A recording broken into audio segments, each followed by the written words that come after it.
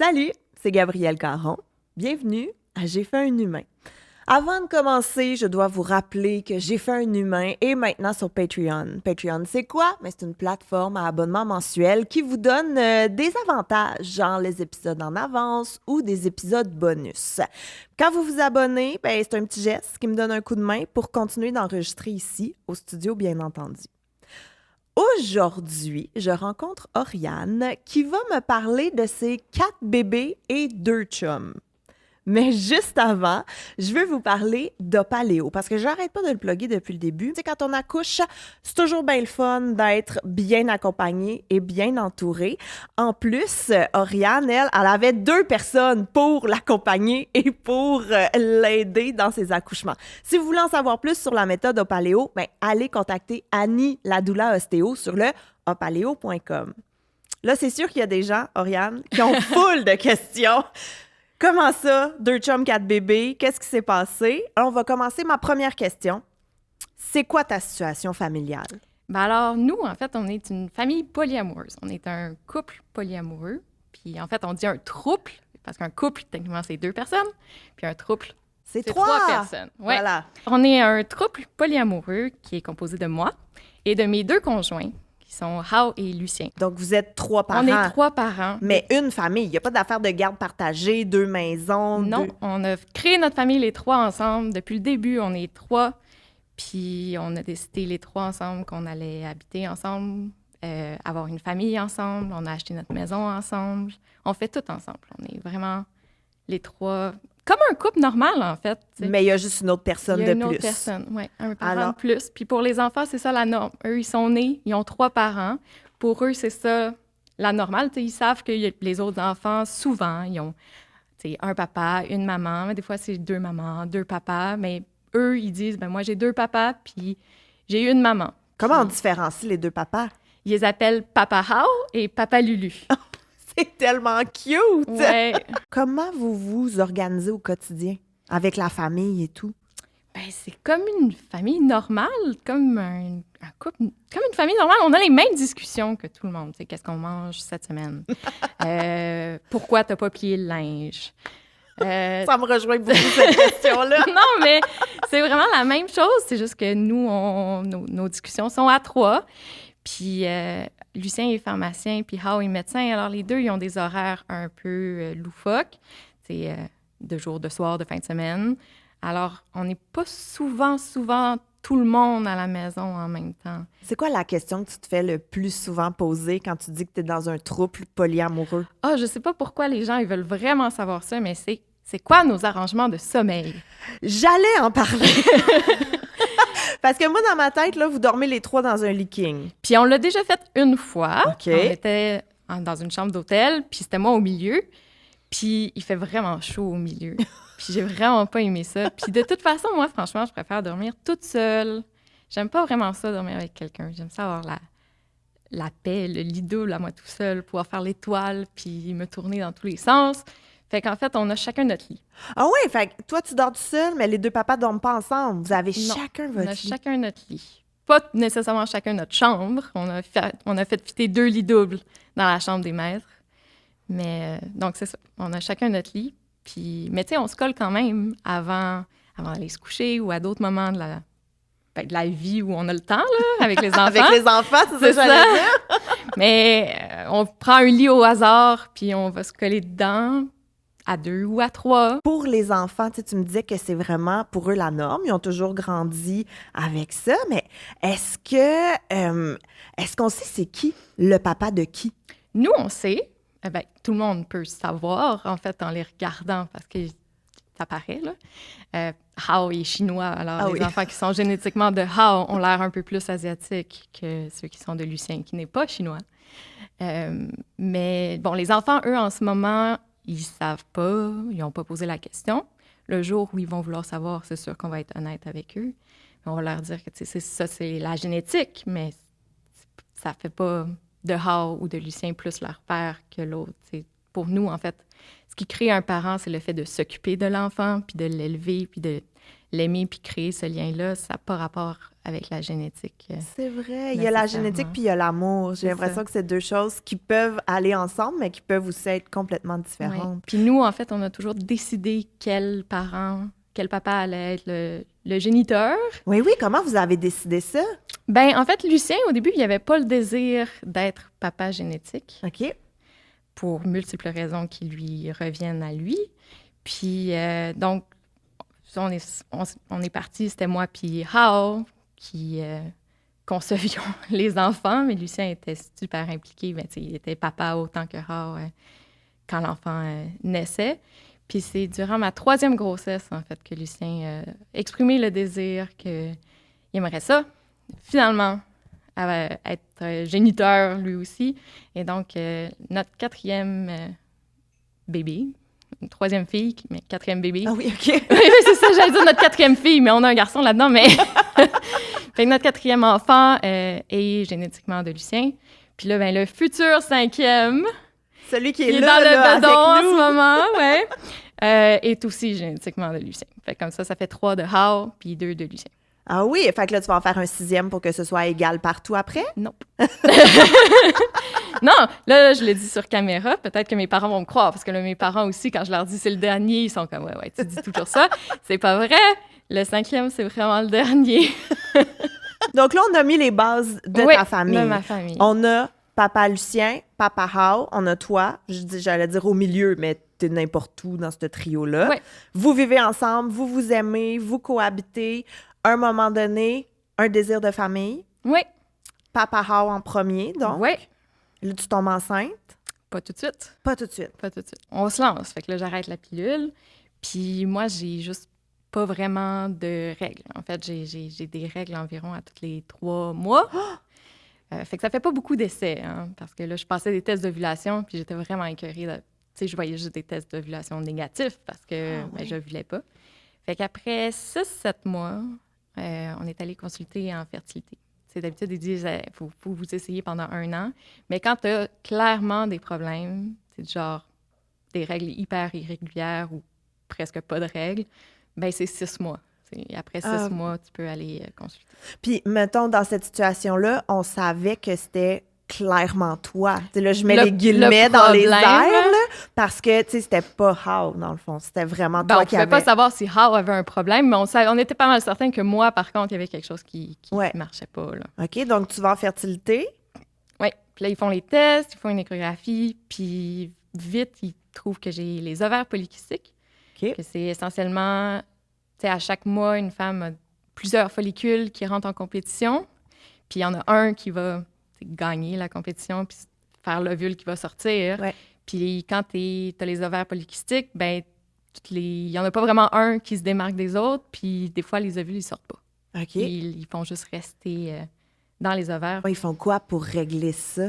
Ben il y a plusieurs choses. Mais il y a plusieurs médicaments que tu peux essayer. Moi, j'ai été vraiment chanceuse au final parce que j'ai réagi vraiment bien aux médicaments. Avec le Femara, on a fait une insémination artificielle. Comme ça, ils pouvaient voir à l'échographie pour pouvoir voir quand est-ce que l'ovule était mature, puis tout, puis mettre le sperme de Hao au bon moment. Puis ça marchait du premier coup. Fait qu'on est vraiment chanceux au final. Il y a des gens en fertilité qui ont des super longs processus, puis nous... ça a été vraiment facile à régler au final, comme problème. Et là, tu tombes enceinte, la grossesse se passe bien. Elle était correcte. Mais psychologiquement, j'étais très bien dans ma première grossesse. Oui. Mais médicalement, c'était un peu moins cool. Pourquoi? J'ai fait 2 pyélonéphrite. Fait que j'ai fait 2 infections urinaires compliquées qui se sont rendues jusque dans le rein, puis j'ai dû être hospitalisée parce que quand tu es enceinte, tu peux pas prendre des médicaments, des antibiotiques par la bouche pour ça. Fait qu'il faut que tu aies des antibiotiques par les veines. Fait que tu es obligée d'être à l'hôpital. Tu as été hospitalisée 2 fois? 2 fois, oui. Mais la première fois, en fait, c'est que quand tu es enceinte, ils te passent les tests pour savoir si tu as des infections urinaires quand même souvent. Puis ils savaient que j'en avais une, puis 24 heures après, j'ai commencé à avoir mal au rein. Fait que je savais que ça augurait pas bien. Fait qu'on est allé consulter. Puis là, 1 mois après, j'avais exactement les mêmes symptômes. Fait qu'on est retourné. Comment on se prépare à 3? Genre, avez-vous fait des cours prénataux? Mais on pouvait pas les faire au CLSC parce que c'est juste 2 parents. Ah, c'est bien niaiseux. Mais j'ai appelé Puis ils m'ont dit, ben non, c'est juste 2. Fait qu'on a fait des cours prénataux à la maison. J'ai appelé, puis ils disaient, non, c'est 2. C'est la mère et un accompagnateur. My God, ben moi, je vais en profiter pour dire que Annie de chez Opaléo, elle accueille tout le monde. Que vous ayez un bébé à 2, 3, 4, 8, tout le monde peut faire les cours prénataux avec Annie. Ben c'est ça. Ben on a pris une infirmière qui est venue privée chez vous. qui est venue chez nous pour faire les cours. Puis mettons, c'était quoi votre plan? Parce que, tu sais, mettons, moi, enceinte avec mon chum, là, ben c'était clair que j'allais accoucher. Je savais pas trop dans quoi je m'embarquais, là, mais mettons, j'allais accoucher, mon chum allait être là, puis c'était ça. Tu comprends? Ben, il allait être en retrait, puis il allait faire ce que les infirmières ils disent de faire, puis essayer de pas tomber dans les pommes, là. Mais mettons, vous, est-ce qu'il a fallu que vous avertissiez la maternité qu'il allait avoir quelqu'un de plus? Non, parce que tu as le droit d'avoir 2 accompagnateurs Bon. dans les hôpitaux. OK. Je suis pas sûre que tu as le droit à plus que 2, mais tu Ben. as le droit d'avoir ton chum puis une doula, Ah oui. ton chum puis ta mère. Mais tu as le droit d'avoir n'importe quelle 2 personnes que tu veux. OK. Puis comment vous aviez réparti les rôles? Mettons, est-ce que tu avais un chum en charge de ton front, avec les petites débarbouillettes, un chum qui fait des points de pression, ou c'était comme on va y aller comme on le fait? On va y aller comme on file, puis il faut pas que Lulu s'évanouisse. Ah, ben c'est un bon objectif. C'est ça. Ah, lui, il est médecin. Fait que, tu sais, il y en a vu d'autres, là, il y avait moins de chances qu'il s'évanouisse. T'arrives à l'accouchement, comment ça a commencé? Ben, c'était durant la nuit. Fait que, à un moment donné, je me réveille parce que mon pantalon est mouillé. Puis là, je me dis, sacrement, tu sais, qu'est-ce qui se passe? Puis là, je vais à la salle de bain, puis ça continue de couler. Fait que là, je fais tous les trucs qu'ils disent, tu sais. Ils disent, saute un peu sur le ballon d'exercice. Puis là, si ça continue de couler, ça veut dire que c'est ta poche des os qui est fissurée. Ou, tu sais, accroupis-toi, puis tousse. Puis si ça coule encore, mais c'est parce que c'est ta poche des os qui est fissurée. Comme Puis pas élégant quand même, hein? non, c'est pas cute. Mais il y a beaucoup de choses dans la grossesse puis l'accouchement qui sont pas cute. En t'sais. effet.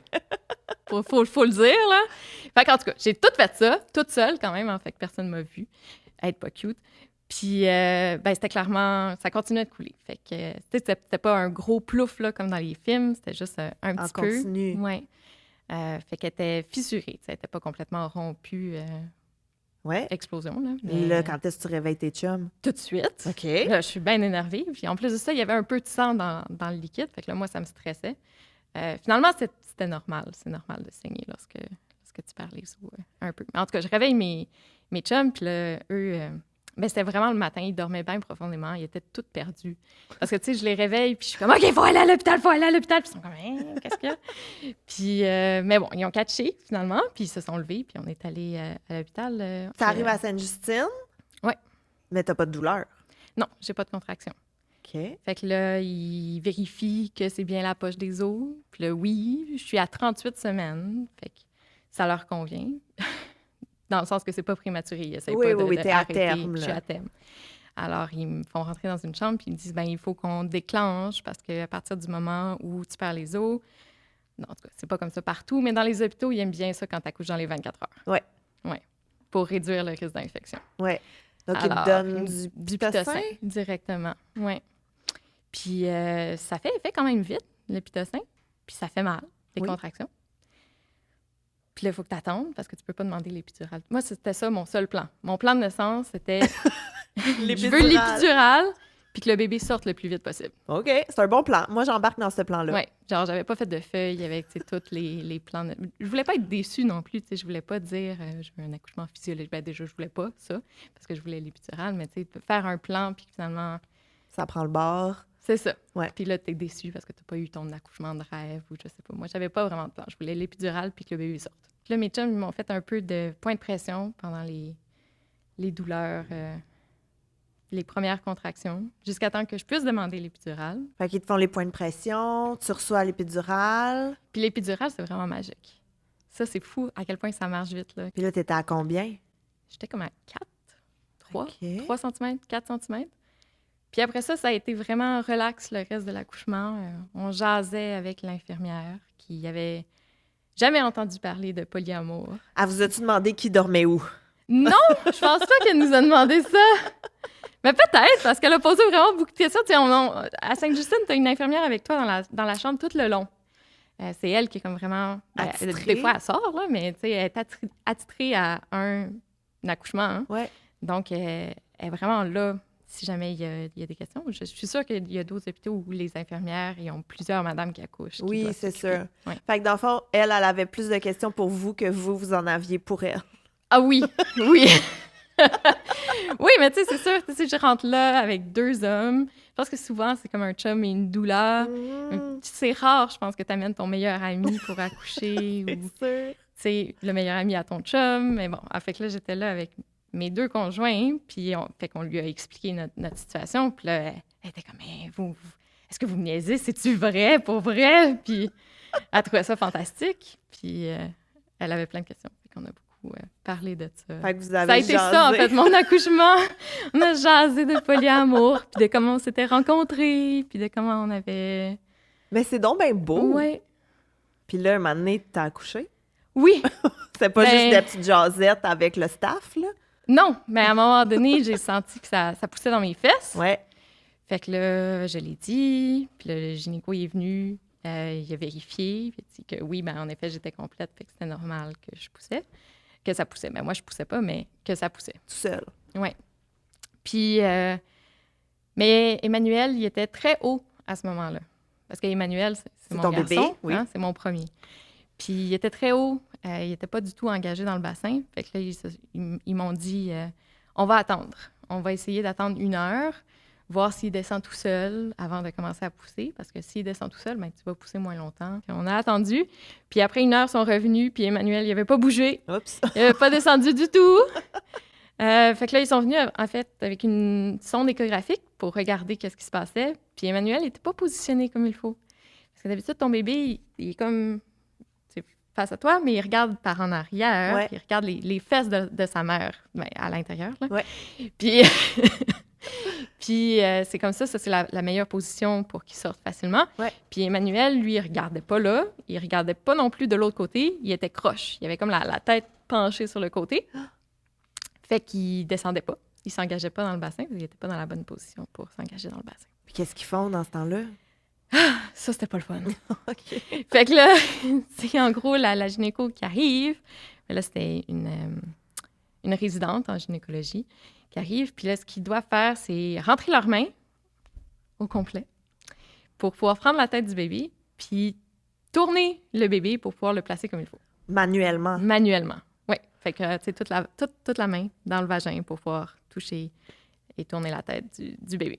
Mais là, t'as l'épidurale. J'ai l'épidurale. Fait que là, eux, ils se disent, bon, t'as l'épidurale, tu vas pas sentir, ça va être correct. Mais c'est pas vrai, parce que je sentais pas la douleur des contractions, mais j'avais quand même une bonne sensibilité. Fait que là, quand elle a rentré sa main, je l'ai vraiment senti. Puis je pense que c'est comme la partie de mon accouchement qui m'a fait le plus mal, ou qui m'a le plus marqué, en tout cas, parce que ça faisait vraiment mal. Puis j'ai crié, je me suis poussée, puis elle a enlevé sa main. Puis là, elle a dit, OK, on va faire venir l'anesthésiste pour qu'il donne plus de péridurale avant qu'on réessaye. Ah, parce que c'était trop sensible. Tu sais, elle aurait pas pu faire la manœuvre au Je pense complet. pas qu'elle aurait pu, non. Je pense pas que je l'aurais laissé faire. Ça faisait beaucoup trop mal.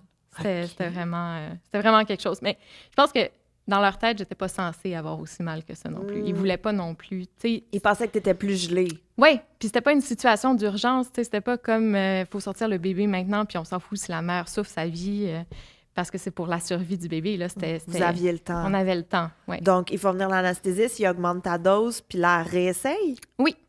Puis ça fait beaucoup moins mal, puis elle tourne Emmanuel comme il faut, elle le place comme il faut. Puis après ça, il regarde encore avec l'échographie, puis Emmanuel, il s'est juste replacé. Non, mais là, il collabore pas, ce bébé-là. Exactement dans la même position qu'avant.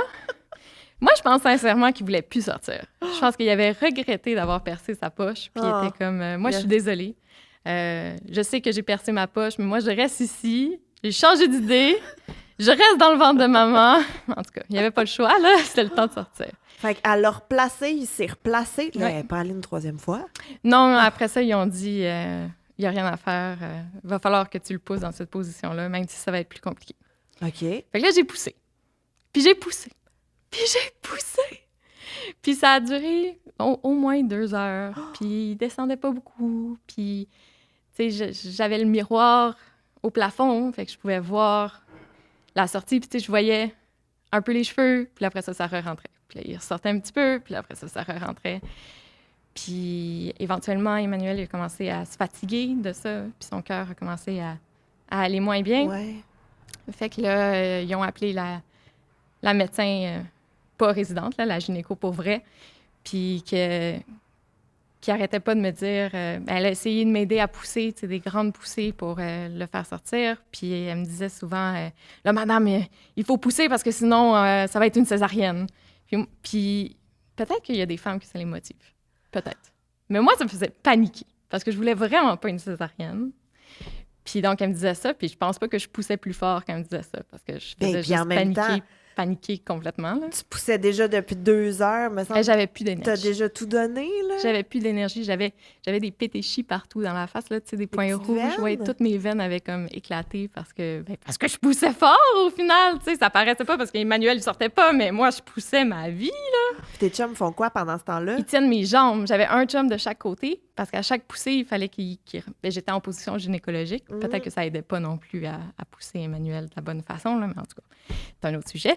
Mais fait que chacun avait une jambe, puis là, quand je poussais, ils relevaient chacun mes jambes pour m'aider à avoir de la force pour pousser. Fait que c'était ça leur rôle à ce moment-là de l'accouchement. Ben oui, là, t'as la gynécologue qui vient te stresser, pousse, pousse, pousse, sinon c'est une césarienne. C'est ça. Puis là, finalement, elle me dit OK, on va utiliser les forceps pour faire sortir le bébé. Va falloir qu'on fasse... Là, il m'explique super vite parce que, tu sais, son cœur commençait à pas bien aller. Hein. Ouais. Fait que c'était très vite. Il m'explique vite c'est quoi les forceps, c'est quoi qu'ils vont devoir faire une épisiotomie pour... Ça, c'est quand on coupe? Oui. Okay. C'est avec des ciseaux, en fait. Là. Ah oui, moi, je suis là avec mon petit scalpel. Ouais, on voit que je suis pas médecin. Hein? c'est des ciseaux. Ils coupent une partie du périnée pour avoir plus de place, en fait, pour rentrer... pour rentrer les forceps. Puis... Là, les forceps, moi, j'imagine toujours comme des pinces à salade. C'est ça? C'est comme des cuillères à salade. Oh my God. Oui. Des cuillères. Ça ressemble à des cuillères, pour vrai. Puis, ils les placent de chaque côté du bébé. Mais je pense qu'ils peuvent s'enclencher après pour avoir plus de force pour tirer le bébé. Mais c'est comme 2 morceaux séparés. OK. Ça ressemble vraiment à des cuillères à salade. Je mangerai plus jamais de la salade de la même façon. Tu mets chacun des côtés de la tête du bébé, puis tu les enclenches ensemble, je pense. Je l'ai pas fait. On n'est pas médecin ni un ni l'autre, là.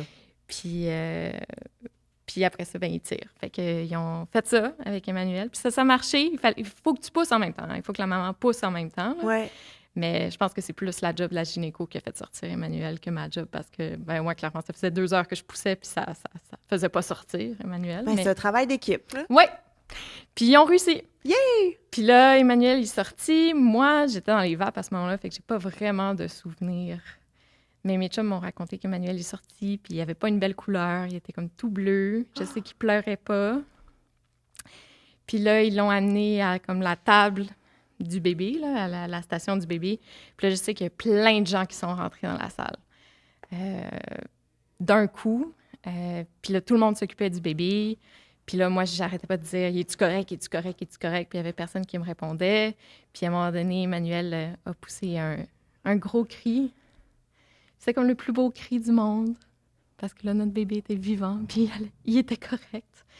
Puis Hao et Lucien, ils ont pleuré. Ils ont tellement pleuré à ce moment-là. Je pense qu'il y avait beaucoup de stress de est-ce que notre bébé allait être correct. Puis il était correct.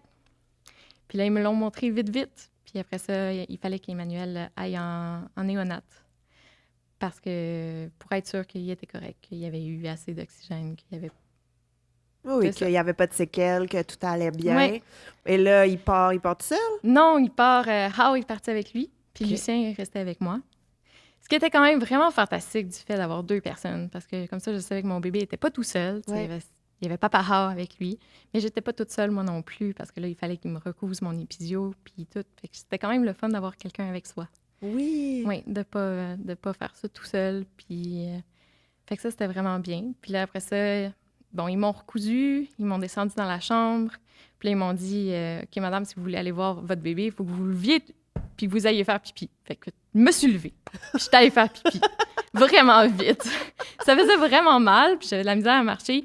Mais on s'en fout, là, à ce moment-là. Il était très voulu, Emmanuel. Oh. Fait que... Mais puis là, en bout de ligne, il va bien, là? Oui, il va bien. Il va super bien. Il n'est pas branché peut-être, il est branché sur les machines juste parce qu'il regarde son cœur puis tout, mais il n'y a pas d'oxygène, il n'y a pas besoin d'aide, il va super bien. Hein. Moi, j'ai toujours dit que je voulais avoir beaucoup d'enfants. Ouais. Puis après l'accouchement, mes chums m'ont demandé « Puis, est-ce que tu veux vraiment beaucoup d'enfants? » Puis j'ai dit « Je recommencerai n'importe quand! » Est-ce que tu l'as dit avec cette face-là? Oui! Mais c'était vrai, tu sais, c'était comme... oui, OK, c'était pas le fun, mais le jeu en valait la chandelle, tu sais, comme... Parce que moi, j'allais te demander justement si ton accouchement t'avait fait hey, pas de suite un deuxième. Non. Non, parce que tes enfants sont proches en âge. Mes enfants sont proches en âge, oui. Donc, on a bébé Emmanuel. Oui. Et là, après combien de temps tu retombes enceinte? 4 mois après, je retombe enceinte. Parce que, comme on avait eu de la misère à faire Emmanuel, qu'on avait dû aller en fertilité, puis que je voulais pas bien, du moins, on s'est dit, je vais pas reprendre de la contraception. Puis s'il y a un bébé qui arrive naturellement, tant mieux. Écoute, ça sera un miracle, on va le prendre, puis on n'aura pas besoin de retourner en fertilité. T'sais, on prend pas de contraception, puis s'il y a un bébé naturel qui s'accroche, on y va. Tu as un bébé de 4 mois dans les bras. Oui. Et t'apprends que t'es enceinte. Et j'apprends que je suis enceinte. J'étais ravie. Moi, j'ai genre chaud. Mais j'étais ravie, vraiment. J'ai vu le test positif, puis je me suis dit, oh mon Dieu, le bébé s'est accroché tout seul. On n'aura pas besoin de refaire des démarches en fertilité. Puis est-ce que le plan, parce que là, j'imagine, le plan, est-ce que c'était la même chose? Donc, de réaccoucher à l'hôpital avec l'épidurale encore? Ou tu avais décidé de changer un peu? Non, le plan, c'était la même chose. D'accoucher à Sainte-Justine avec l'épidurale, puis que ce soit Hao, encore le géniteur. Ah oui, OK, c'est encore, donc, Emmanuel, il est de Papa Hao. Oui. Ton deuxième aussi. Alice est de Papa Hao aussi. OK. Donc, essentiellement, j'utilisais le condom avec Lucien, puis pas avec Hao. Ah, ben oui, voilà, c'est comme ça qu'on fait les bébés, pareil. Ben oui. Comment ça a commencé, ton accouchement de deuxième? Est-ce que tu as aussi crevé tes os? Alice, non. Alice, j'étais un peu trop tôt. J'ai accouché à 36 semaines et 6 jours. C'est à la ligne du 37, là. Presque. Elle était prématurée de 1 jour, mais quand même, il la considérait comme étant prématurée. De 1 jour. Ça devait être un gros bébé prématuré, quand même. Elle n'était pas si grosse que ça. Ah non? Elle était 6 livres 14. Moi, j'ai accouché à terme, puis j'y avais 6 livres. Juste 6 livres? Garde. Ouais, bon, c'était c'était un bébé prématuré, de bon poids. Mais comment ça a commencé, donc? Parce que toi, t'étais pas prête, là, dans le sens où tu te disais, j'ai encore un peu de temps. C'est ça. Mais je me suis réveillée durant la nuit parce que j'avais des contractions. Puis là, je me disais, ça va passer, c'est juste des fausses contractions. Puis là, j'étais toute seule. C'était durant la nuit, là. Il était comme 3 heures du matin. Puis, fait que là, j'attends. Puis là, 1 heure après, j'ai quand même des contractions. Puis, je les chronomètre, ils sont comme aux 5-6 minutes. Puis là, je me dis, peut-être que c'est ça. Puis là, je vais réveiller Hao. Puis j'ai dit, mais Hao, il est médecin. Fait que là, il regarde mon col. Il me fait un toucher vaginal pour regarder mon col. Puis il me dit, ça commence à s'ouvrir. Fait que là, je vais dans le bain parce qu'ils disent, dans le bain, si c'est des fausses contractions, ça va arrêter. Si c'est des vraies contractions, ça va pas arrêter. Puis ça n'a pas arrêté. Fait que là, après ça, je sors du bain. Hao, il regarde mon col encore. Puis il est comme, OK.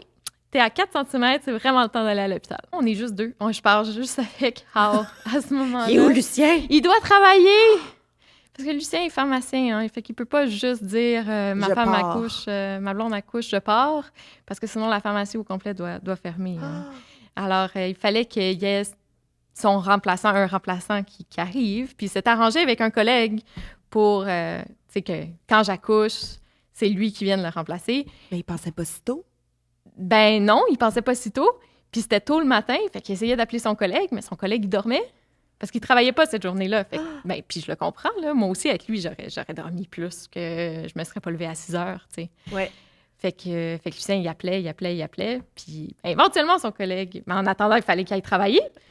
Fait que là, il était au travail. Il savait très bien que j'étais à l'hôpital. Puis il appelait son collègue qui, quand s'est réveillé, devait avoir genre 20 appels manqués. Puis qui a rappelé tout de suite, puis qui a couru jusqu'à la job, j'imagine. Donc, puis, tu pars avec Hao. Avec Hao. Et Lucien vient vous rejoindre? Oui, dès qu'il peut. Ouais. Mais là, t'es rendu Puis, où, mettons, quand Lucien y arrive? Ben, j'ai déjà eu l'épidurale. Mon travail avançait, mais tu sais, j'étais pas trop loin. C'était pas encore le moment super stressant de genre, oh mon Dieu, le On bébé va... pousse. Non, on n'était pas rendu là. OK. Puis là, on disait à l'infirmière, on attend que notre chum arrive. Puis elle était comme, est-ce que vous me niaisez? Fait que là, on parle avec elle de C'était polyamour. pas la C'était pas la même, même. Mais c'était la même discussion qu'au premier accouchement. Parce que c'est ça, How est arrivé. C'est ça, il lui a dit, on attend que notre chum arrive. Puis là, elle l'a regardé, puis elle était comme, votre chum? Puis là, ben, c'est ça. Mais ça veut dire que How puis Lucien s'appellent entre eux des chums? Oui. Tu m'as dit que Lucien puis How, mettons, font pas de sexualité ensemble. Ils n'ont pas de relation sexuelle. J'ai dit, ils n'ont pas de sexualité. J'ai parlé comme si j'étais un prof de morale en 98. Mais Ils n'ont pas de relation sexuelle ensemble. mais c'est ça, mais ils s'appellent quand même des Parce chums. qu'ils se considèrent les deux comme étant hétérosexuels. Ouais. Mais ils sont des meilleurs amis de base, bien avant que moi, j'arrive dans les parages, en fait. Eux, OK. ils sont meilleurs amis depuis qu'ils ont 11 ans. Fait que oui, fait qu'ils se disent « je t'aime », ils s'appellent leur chum. Ils se font des becs à distance, tu sais, de genre « bonne nuit ». Mais... mais ils se frenchent pas pour vrai. Je comprends. Ouais. Je comprends. Donc, How dit, on attend notre chum, la conversation avec l'infirmière, c'est quoi un trouble polyamoureux, encore une fois. C'est ça. Ton travail avance, Lucien arrive. Lucien arrive. Arrive le moment de pousser. Éventuellement, c'est ça, éventuellement, ça pousse, je suis complète. Puis là, ben, je pousse, puis Alice, elle sort. Ah. Elle était bien placée. Arrête. J'ai poussé comme 3 fois. Elle est sortie, c'était vraiment smooth. C'était un accouchement parfait. C'est vraiment smooth. Elle est tellement rapide. Ben oui, ben là, tout ça, c'était sur 8 heures. Là. Oui, mais je veux dire, la poussée, ça Oui. a vraiment été rapide. Ah, c'était un accouchement vraiment différent d'Emmanuel. J'ai même pas déchiré Alice, pas du tout. Fait que c'est comme une récupération vraiment différente. Quand Emmanuel avait 4 mois, t'es tombée enceinte d'Alice. Oui. Quand Alice avait quel âge, t'es tombée enceinte de ton troisième? Quand elle avait 7 mois. Ah, quand même, un petit peu plus vieille. Oui, mais encore une fois, on s'est dit, on va pas prendre de contraception après. Puis... On verra. Ouais, mais là, mes chums, ils commençaient à penser que ça se pouvait plus. Mais moi, dans ma tête, Alice, c'était un miracle qu'elle soit arrivée toute seule. C'était pas un beau cycle menstruel. Alice, c'est comme un vieil ovule, tu sais. Pour vrai. Je pense que l'épisode va s'appeler de même. Vieil ovule. Vieil ovule, mais pour vrai, j'ai ovulé comme au jour 28. Tu sais, la majorité des gens ont un cycle de 28 jours. Ouais. Fait que c'était quand même un vieil ovule. Là. Il était resté dans l'ovaire longtemps avant de réussir à sortir. OK. Mais ça a quand même fait une très belle Alice, qui n'est pas sortie ratatinée. Elle était très belle, très neuve. Moi, je me disais, Alice, c'est un miracle. C'est quoi les chances que ça recommence?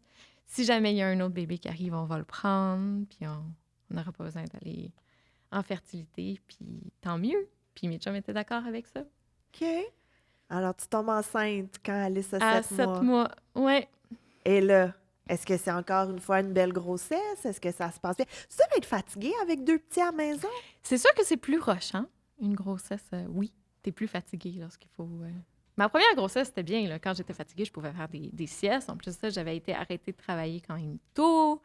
Fait que là, je pouvais vraiment prendre ça relax, me concentrer sur moi. Mais les grossesses, quand tu as déjà d'autres enfants, c'est pas la même chose. Hein. Non, Tu peux c'est- pas dormir.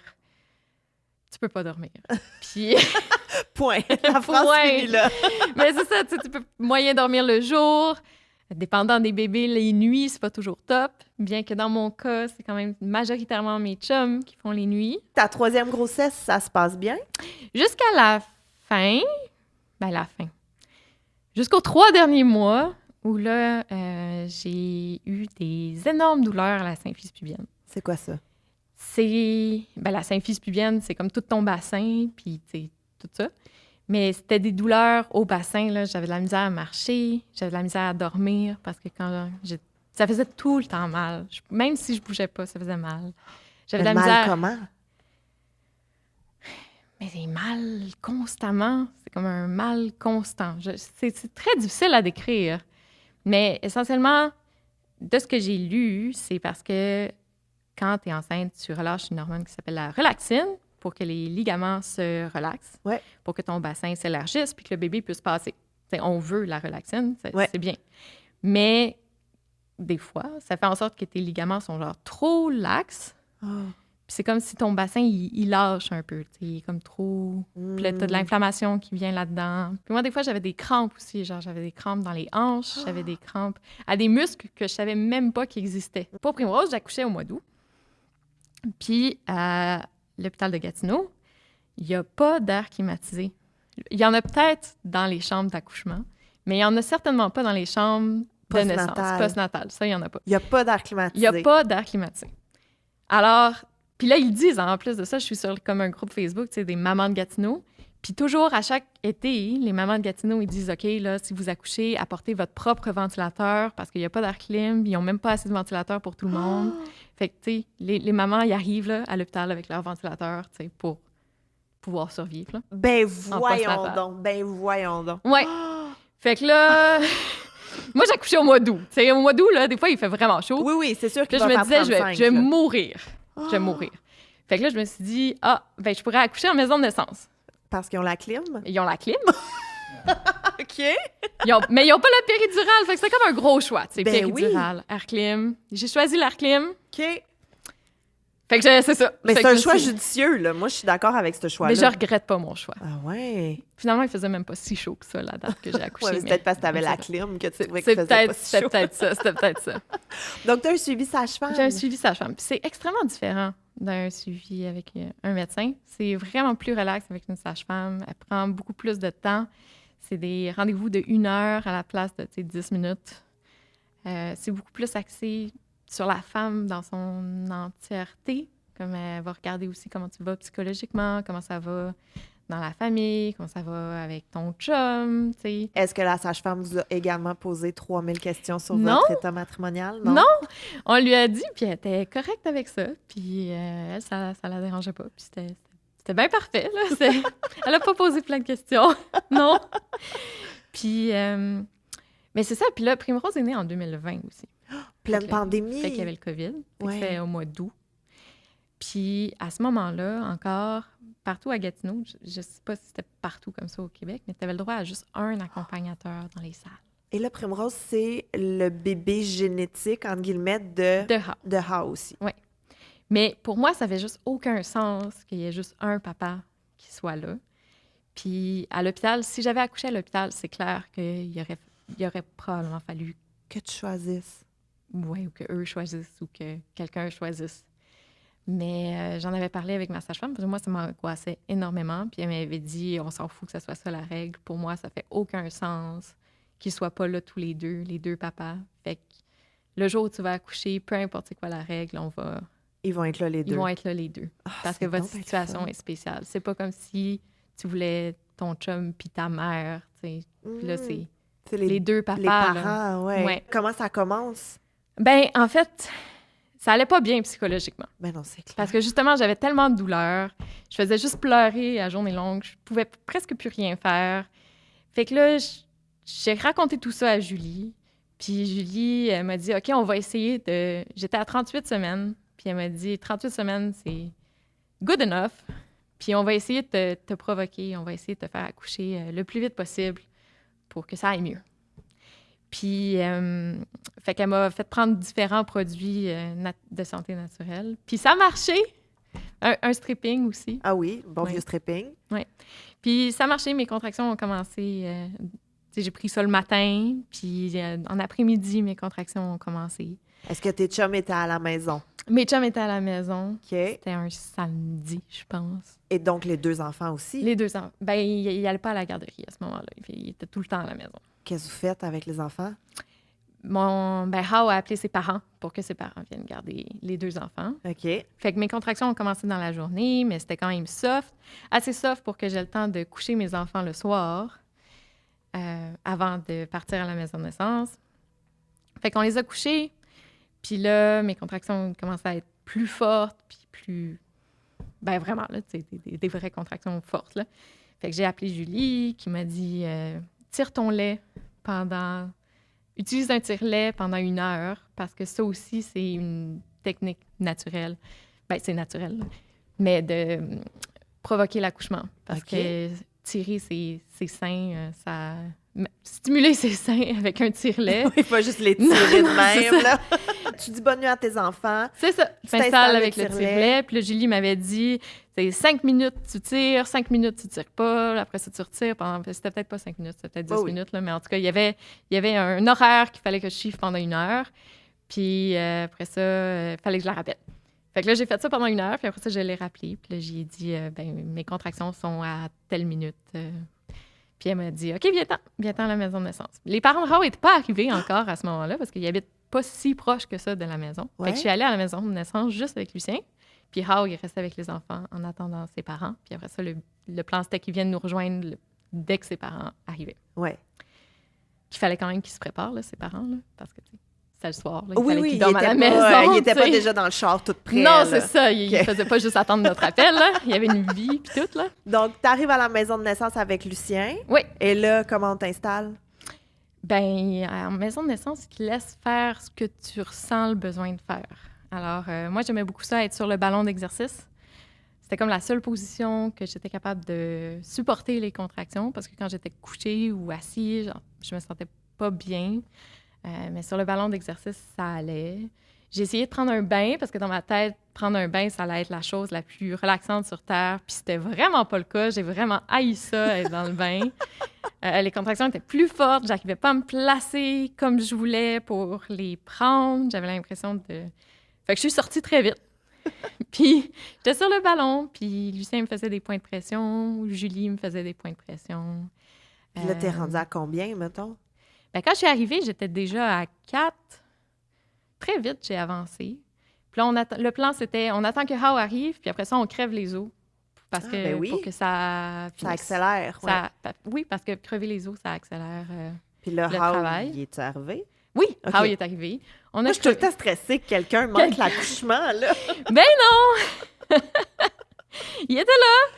Et on a attendu qu'il arrive, on a crevé les os. J'étais rendue comme à, je sais pas, là, 6-7 à ce moment-là. Puis ça a vraiment accéléré le travail. Puis peut-être 1 heure après, j'étais complète. Au final, je suis restée 3 heures à la maison de naissance avant de... C'est pas long. Non, c'était pas long. Mais ça paraît très long quand tu vis chaque Mais contraction. c'est ce que j'allais te demander. Tu sais, là, c'était comme ton premier accouchement parce que tu n'avais pas l'épidurale. Oui. T'as-tu Puis- regretté un moment ou... Je me suis vraiment demandé à quoi j'avais pensé. Pour vrai. Comme j'ai remis mon choix Airclim versus épidural en question. Là, il était trop tard pour changer d'idée, là. Ben techniquement, tu peux toujours dire « Ah, finalement, je vais aller à l'hôpital puis avoir l'épidural », mais c'était pas vraiment ça que je voulais. Puis, ouais. Mais moi, je marmonne beaucoup quand j'accouche. OK. Surtout quand j'accouche. Ben, pas quand j'ai une péridurale, mais quand j'ai pas d'épidurale. Tu sais, il y a des dames qui crient ou qui... Moi, je marmonne. OK. Puis je disais non-stop, je vais jamais être capable, je vais jamais être capable, je vais jamais être capable. L'épidural, c'est vraiment une bonne invention. C'est ça que j'arrêtais pas de dire à Julie. L'épidural, c'est vraiment une bonne invention. À quoi j'ai pensé? Puis elle me disait, ça va bien, tu fais bien ça va bien aller, tu vas réussir, tu vas être capable. Puis, ben c'est vrai. Ben oui. Puis là, à un moment donné... ça pousse. Puis quand ça pousse, quand t'as pas l'épidural, là, c'est autre chose. Parce que tu le sens là, quand ça pousse dans tes fesses, mais avec la péridurale, mais quand t'as pas de péridurale, c'est que ça pousse, mais tout ton corps pousse. Puis tu peux pas vraiment l'empêcher. Puis je suis allée faire pipi à ce moment-là. Puis là, je me suis dit, ça y est, mon bébé tombe dans la toilette, c'est certain. Parce que j'étais là, puis j'étais comme, il faut pas que je pousse, parce que je veux pas qu'elle tombe dans la toilette. Mais... Tu peux pas t'empêcher de pousser. Elle n'est pas tombée parce que ça prend quand même un peu plus que ça avant qu'un bébé sorte. Même si c'est ton troisième. Mais là, c'est ton troisième, oui. Fait que j'ai eu le temps de faire pipi. Je suis allée me coucher parce qu'il préférait que je sois dans une position allongée plutôt que debout pour pas qu'elle sorte trop vite. Parce que si le bébé sort trop vite, tu as plus de chances d'avoir des déchirures. Fait que j'étais couchée, puis là, il me disait « Pousse pas, pousse pas, pousse pas ». Puis, justement, pour pas que je pousse puis qu'elle sorte trop vite, mais je poussais malgré moi. Là. J'essayais très fort de pas pousser, mais vraiment, tout ton corps, tu contrôles plus tant que ça. Puis, elle est sortie vraiment vite. Puis, Primrose est sortie en hurlant sa vie. Elle avait l'air vraiment insultée d'être née. Pour vrai. Alors que Alice avait presque pas fait un bruit. Emmanuel, lui, il allait pas super bien, fait qu'il a pas fait de bruit, mais Primrose, elle est sortie en hurlant. Puis là, ils l'ont mis sur moi, puis elle se calmait pas. Elle faisait juste vraiment pleurer. Puis à un moment donné, après comme quelques minutes, j'étais comme, OK, Primrose, reviens-en. T'es juste née. Ça va être correct. Puis ça a beaucoup fait rire tout le monde quand j'ai dit ça. Mais j'aime donc La bien petite ça. anecdote de la naissance de Primrose. Reviens-en. Reviens-en, t'es juste née. Mais d'une certaine façon, c'était bon signe qu'elle pleurait, tu sais, parce qu'elle allait vraiment bien. Mais oui. Ouais. Puis est-ce que à la maison de naissance, tu as trouvé que tes chums étaient plus impliqués dans ton accouchement? Non, parce que moi, je veux pas nécessairement qu'ils soient très impliqués. C'est surtout, ça vient de moi. Hein. Ouais. Mais oui, je pense qu'à la maison de naissance, c'est un environnement où c'est plus facile pour eux d'être impliqués. Mais moi, personnellement, quand j'accouche, je veux pas qu'on me touche nécessairement, sauf quand je leur dis, OK, tu me fais un point de pression là. Puis je veux pas vraiment qu'on me parle. Je veux juste être dans ma bulle, puis Fait qu'un chum vivre ou mes 8, choses. ça change rien, là. Pour moi, quand j'accouche, non. Après, par contre, c'est plus le fun d'en Ouais. avoir. Ben, je sais pas pour 8, là, mais d'avoir mes deux Deux, en chums tout cas. avec moi. On est vraiment bien les trois ensemble. Fait que, oui, Primrose. Oui, Quand j'étais enceinte de Primrose, justement, j'avais tellement mal oui. que j'avais juste hâte qu'elle sorte. J'avais pas vraiment hâte de rencontrer mon bébé. J'avais T'avais hâte d'être hâte de la libérée. donner à quelqu'un d'autre. Ah, de la donner. Oui, j'avais hâte qu'elle soit plus sur moi, puis de pouvoir faire, OK, c'est toi qui s'en occupe, ou whatever, là, qui. Ouais. Mais, tu sais, de pouvoir donner le bébé à quelqu'un d'autre parce que j'avais de la misère à m'endurer moi-même. Puis est-ce qu'après, ça a tout de suite été mieux ton bassin? Oui, moi, j'étais libérée, là. Après, on a attendu 1 an et demi. OK. Ce qui est quand même beaucoup plus Que entre 4 les mois. autres. Oui, oui, oui. Oui. Durant ma grossesse de Primrose, ben là, Lucien a commencé à parler du fait qu'il aimerait bien être le géniteur du prochain bébé. Ce qui était quelque chose que How et moi, on attendait impatiemment parce que nous, on voulait vraiment avoir un bébé génétique de Lucien aussi. Mais là, mettons, tu tombes enceinte. Oui. Est-ce que tu aurais eu des douleurs comme avec ta 3e grossesse? J'espérais vraiment que non, mais malheureusement, oui. Ah. Environ à comme 25 semaines. C'est tôt, en plus, dans la grossesse, là, 25 semaines. Ah oui, parce que t'en restes beaucoup. Ouais, encore, c'est hein. ça. Ouais. Et là, comment tu vas? Ben, c'était un peu moins pire qu'à Primrose parce que les enfants allaient en garderie à ce moment-là. Fait que tu pouvais te reposer je pouvais me pendant le reposer jour. plus, mais je devenais quand même super déprimée parce que j'arrivais pas à faire grand-chose. Tu sais, je dormais, je restais couchée dans mon lit, j'allais dans le bain. Mais tu sais, je pouvais pas faire d'activités, Fait qu'il a fallu que tu te prives de plein de d'activités. plein de choses, oui. Fait que psychologiquement, c'était difficile. Encore une fois. Et là, est-ce Oui. que tu as choisi encore le suivi sage-femme? Oui, bien sûr. Oui, j'ai vraiment... C'est vraiment un meilleur suivi. Puis il y a plein d'avantages à accoucher avec une sage-femme que moi, j'ai aimé. Par exemple, quand tu accouches avec une sage-femme, tu restes à la maison de naissance un minimum de 3 heures. Puis après ça, tu peux retourner chez vous. Puis c'est eux qui viennent faire le suivi du bébé à domicile après.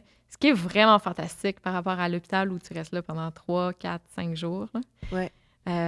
Fait que là, moi, je pouvais revenir à la maison. Mes enfants ont pu rencontrer leur bébé-sœur tout de suite. Mais on dirait que là, tout se peut. Tu sais, tu te dis pas, ils ont tous été pareils, le 4e va être pareil. On dirait que t'es Non. encore stand-by de tout peut t'arriver. Ben là, je pensais que ça allait être à peu près comme Primrose. Ouais. Mais ça n'a pas été ça non plus. Qu'est-ce qui s'est passé? Fait que Pénélope était vraiment grosse. OK. C'était vraiment un gros bébé. Ma hauteur utérine était trop haute. Fait que j'ai eu une 3e échographie, une échographie de croissance, où ils ont pu vraiment regarder que oui, c'était vraiment, mettons, un bébé dans les plus hauts percentiles. Là. Je pense que c'était comme 98 ou quelque chose du genre, estimé à 9 livres et demi. Mais non, mais ça se peut pas. 9 livres et demi, ça se peut pas. Ils ont aussi découvert que sa veine ombilicale était dilatée. Fait que C'est comme quoi une veine ombilicale? Ben, le cordon. Ah, c'est le cordon. Ben, dans le cordon, tu as des artères, tu as des veines. Voilà. Puis il y a 2 artères, une veine. Puis là, sa veine était dilatée. Elle était trop grosse. Elle avait une grosse veine. Bon. Puis J'ai jamais entendu parler de ça. Je suis comme, oui, des grosses veines de cordon, effectivement. j'avais jamais entendu parler de ça. How non plus. Ma sage-femme non plus. C'est quelque chose d'extrêmement rare. Puis qu'est-ce qu'on fait avec Mais ça? ils surveillent. Ils surveillent. Ils savent pas exactement est-ce qu'il y a des risques. Est-ce qu'il y a... C'est comme anecdotique. Anecdotique. Anecdotique? Anecdotique? Dick. Ça se peut. Oui. Des fois, c'est relié à des bébés qui ont un trop petit poids. Bon, c'était pas le cas de Pénélope, qui était vraiment Avec son grosse. 9 livres. C'est ça. Mais elle était plus suivie. J'ai eu d'autres échographies. Ils ont fait une échographie cardiaque de Pénélope pour savoir si son système cardiaque était correct. Puis finalement, tout était beau. C'était juste qu'elle avait une grosse veine. OK, elle a une grosse veine. Oui. Mais ça met pas en danger ton souhait d'accoucher en maison de naissance. Ben oui, Ah. parce que justement, ils savent pas exactement à quoi s'attendre. En plus de ça, il y avait certains médicaments que j'avais pris durant ma grossesse, notamment pour la douleur à la symphyse pubienne. Les sages-femmes de la maison de naissance de Gatineau n'étaient pas à l'aise à ce que j'accouche en maison de naissance. Ils préféraient que j'accouche en hôpital. Avec des sages-femmes, avec Julie, mais en hôpital. C'est comme un bon compromis. Est-ce qu'on te provoque ou on te laisse aller naturellement? Julie m'a provoquée parce que, ben pour plein de raisons, mais pour ça, parce que Pénélope était vraiment grosse, parce qu'il y avait la veine, parce que je souffrais ma vie, Ouais. parce que j'allais pas bien psychologiquement à cause de tout ça. Ouais. J'avais beaucoup de stress aussi parce que justement, sa veine, tu sais, c'était anormal. On savait pas qu'est-ce qui allait se passer. Moi, j'avais super peur qu'elle meure. Je souffrais tellement. Puis j'arrêtais pas de me dire, t'imagines que je souffre tout ça puis que le bébé meurt à la fin. Puis mais j'étais vraiment dans une mauvaise passe, dans une mauvaise zone. Puis si tu veux accoucher avec une sage-femme, t'as pas le droit de prendre l'épidurale. Je comprends. Si tu prends l'épidurale, ils doivent te transférer à l'hôpital avec les médecins. Ouais. Puis finalement, j'ai décidé de faire ça puis de prendre l'épidurale parce que j'avais tellement mal. J'avais tellement mal au bassin, justement, à ma symphyse pubienne, même pendant les contractions, entre les contractions, que j'ai fini très vite. En fait, après 1 heure, j'étais comme, je pense que, tu sais, tant qu'à être à l'hôpital, de toute façon, je prendrais la péridurale. Je me suis beaucoup excusée à Julie parce que, tu sais, ça faisait en sorte que je pouvait pas accoucher avec elle parce qu'il fallait qu'elle me transfère au médecin si je faisais cette décision-là. Puis, ouais. Elle arrête pas de me dire de pas m'excuser. Là. Ben j'espère. Elle s'est arrêtée vraiment ordinaire qu'elle te fasse sentir cheap. Mais moi, je me sentais mal parce que j'avais envie de le vivre avec elle. De le vivre avec elle. Puis au final, elle est quand même restée tout le long. Fait que même si c'était pas elle qui m'accouchait puis que c'était les médecins, elle est restée tout le long jusqu'à temps que le bébé naisse. Puis là, quand j'ai demandé la péridurale, ils m'ont dit « OK, mais il y a 4 madames en avant de toi qui l'attendent aussi. » Puis là, à travers ça, il y a eu une césarienne d'urgence, fait que l'anesthésiste était occupée. Il y a eu une autre chirurgie d'urgence dans l'hôpital qui n'était pas gynécologique, fait que l'anesthésiste était occupée. Au final, ça a pris 4 heures avant que j'aie ma péridurale. Oh, c'est tellement long! C'est tellement long, parce que quand tu décides que, OK, t'en peux plus puis que tu la veux, t'aimerais ça que ça soit là. Là. Pas 4 heures après. Fait qu'au final, ben, c'était 4 heures où ben, j'ai pas eu le choix de gérer mes contractions toute seule. Ouais. Puis je suis allée dans le bain. Je pensais que ça serait pas le fun non plus, parce qu'à Primrose, j'avais haï ça, le bain. Mais finalement, c'était comme mieux, parce que même si les contractions étaient pires dans le bain, au moins mon bassin allait mieux dans le bain, parce que ça enlevait un peu de pression sur C'est comme choisir mon bassin. Entre un mâle ou l'autre. C'était vraiment ça. C'est comme choisir, il faut que tu détermines c'est quoi le pire mal, puis qu'est-ce que tu peux soulager le plus à ce moment-là. Puis finalement, à un moment donné, j'ai eu la péridurale. Puis tout de suite après, ils ont checké mon col, puis j'étais rendue à 9. Fait qu'au final, mon travail, je l'ai fait sans péridurale. Ben oui, au final, t'aurais pu laisser faire la péridurale. Ben je sais, mais s'ils avaient checké mon col avant, je pense pas que je l'aurais pris, la péridurale. Mais ils n'ont jamais checké dans les 4 heures où j'attendais la péridurale. Ils n'ont pas checké. Eux, ils pensaient pas que j'avançais parce qu'ils disaient que selon la fréquence de mes contractions puis comment je les gérais, eux, ils n'avaient pas l'impression que j'avançais bien. Est-ce qu'ils peuvent te faire pousser si t'es à 9 ou faut vraiment attendre à 10? Faut attendre à 10, mais ça a pris comme 10 minutes. 3 secondes, là, ouais. Non, vraiment, genre, c'était rien. Puis là, c'est ton 4e. Puis là, mais elle était haute, encore. Fait que là, ils se sont dit, bon, on va attendre 1 heure pour voir si elle descend toute seule. Puis après 1 heure, elle n'était pas descendue toute seule. Non, mais qu'est-ce qu'ils ont tes bébés à pas collaborer? Peut-être qu'elle voulait pas sortir. Elle voulait pas sortir, elle comme était peut-être trop grosse pour rentrer dans mon bassin. C'est vrai? Tu sais, je sais pas. Fait que là, ils m'ont dit, OK, mais madame, il va falloir pousser. Puis là, j'ai poussé. Puis tu sais, moi, je pensais que ça allait aller bien, là. Avec Alice, c'était bien allé. Avec Primrose, c'était bien allé. Puis là, j'avais plein de flashbacks de mon premier accouchement. Puis j'étais stressée. Puis je me disais, oh mon Dieu, ça va finir pareil. Je vais avoir des forceps encore. Fait que je poussais. Puis en même temps, j'arrêtais pas de demander à la gynécologue, je vais-tu avoir une césarienne? Est-ce qu'elle va sortir? Je vais-tu avoir des forceps? Puis elle était comme, non, pas de césarienne, pas de forceps. Ça va bien aller, tu vas réussir. C'était la pire poussée de ma vie. Parce que quand je poussais, j'avais mal au bassin. Oh non, mais là... Mon bassin, là, il m'a fait souffrir jusqu'à la dernière minute. Fait que je poussais. Je pouvais pas pousser 2 contractions de suite dans la même position parce que ça faisait trop mal. Fait que là, j'étais sur le dos, je poussais une contraction. Après ça, je me flippais d'un bord. T'es sur la droite. Ouais. Puis là, je me flippais de l'autre bord. Des fois, j'avais des crampes dans les hanches, j'avais des crampes dans les cuisses. Des fois, je flippais durant la contraction. Même si j'avais la péridurale, je bougeais. Ah, t'étais pas bien, J'étais là. pas bien. Ça faisait vraiment mal au bassin. Puis la péridurale avait enlevé la douleur des contractions, mais pas pantoute la Le douleur bassin. du bassin. C'est pas là que ça agit, la péridurale. Fait que là, tu pousses une Malheureusement. heure et demie, on te propose les ventouses. Je dis oui. Oui. C'est Oui, ça. oui, oui. Oui, aidez-moi à la faire sortir. Est-ce qu'on fait une épisio? Non, ils ont Non. juste la ventouse. Ce que la gynécologue m'a dit, c'est que la ventouse m'a probablement sauvé quelque chose comme 3 poussées. En rétrospect, t'es comme 3 poussées, t'aurais pu, mais non. Non, Non, t'étais à ce rendu moment-là, là. ouais, je voulais de l'aide. Je voulais qu'elle m'aide. Puis le Pénélope est née. Fait qu'au final, elle est née à 37 semaines et 4 jours. Puis elle pesait 9 livres et 9. T'imagines si t'étais rendu à 40? Je pense qu'elle aurait pesé 12 livres. Je pense qu'il aurait fallu que t'aies une césarienne. Je pense pas qu'elle serait sortie. Ben non, c'est ça. Elle Tu aurait seras pas encore passé. enceinte, mais pas de ton nouveau bébé, Non, de ton ancien C'est bébé. ça, exactement. Écoute, Oriane, j'ai une Oui. dernière question pour toi. Oui. Mais juste avant de te la poser, là, je fais un petit cliffhanger. Je vais en profiter pour remercier un partenaire de l'épisode, en fait, qui rend la création de J'ai fait un humain possible. Et ça, c'est La Bobineuse. La Bobineuse, c'est un magasin de laine qui est situé sur l'avenue Mont-Royal. C'est un magasin où vous pouvez aller chiller. Tu sais, vous poser, jaser, rencontrer des gens, tricoter ou faire du crochet ou faire n'importe quoi d'autre qu'on fait avec de la laine. Puis si vous n'êtes pas à Montréal, pas de stress. Ils ont une boutique en ligne et ils livrent partout au Canada. Même que si vous utilisez le code HUMAIN15, vous allez avoir un beau petit rabais sur labobineuse.com. Maintenant, Oriane. Ça a l'air full solennel, hein? Oui. Mais en fait, à travers là, toutes tes histoires d'accouchement, toute ta Ouais. maternité ou même, j'allais dire, ta parentalité, incluant tes chums, pour les mamans qui nous écoutent en ce moment, là, qu'est-ce que tu aimerais leur dire? Oh, c'est tellement une grande question. Mais j'aimerais leur dire que c'est correct de ne pas aimer ça être enceinte. Puis que c'est pas parce que t'aimes pas ça être enceinte que t'aimes pas ton enfant après ou que ça vaut pas la peine d'être enceinte. Moi, personnellement, j'aime pas vraiment ça être enceinte. Puis ça paraît pas parce que je le fais tout le temps dans les dernières années.